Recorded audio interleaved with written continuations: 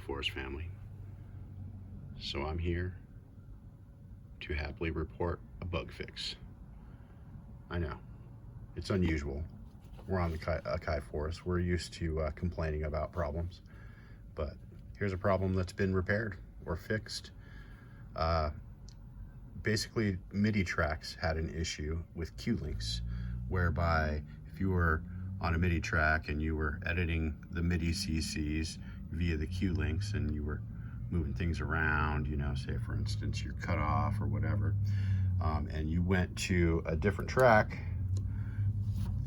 you started editing that track, and then you came back, the Q-link knob would be at the default value that the track was loaded at, and if you touched that knob, it would jump to whatever the value was at the knob, and well, you know, that's never a good thing. Your bass can disappear, your resonance couldn't go to 100, or you know, whatever, all sorts of problems. And so the only workaround was that if you wanted to edit a parameter, you would have to touch the knob and then move the big knob, and then the screen would update. You would be able to continue editing your synth via the Q-link knobs. But you would have to do that with every knob, right? You couldn't just go and touch any, all of the knobs would be back to whatever their default was, so you'd have to do that with every knob.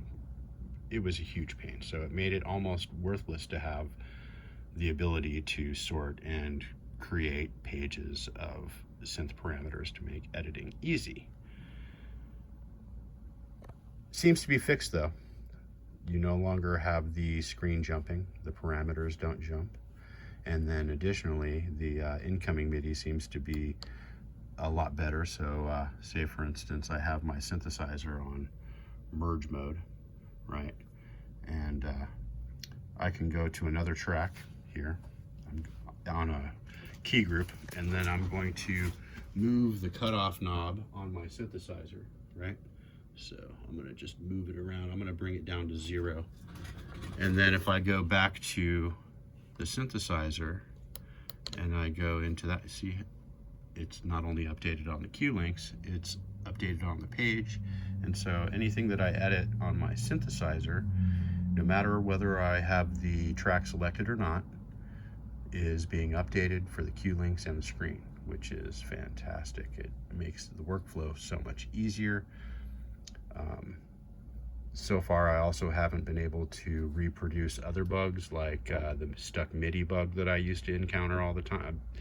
Granted, I have not pushed the Force very far with the beta update.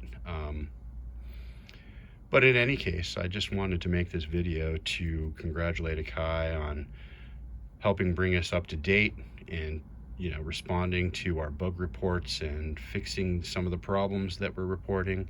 I know that we still have a little bit to go, but I'm happy that they're working on it, and I'm happy to report that at least some things are getting better.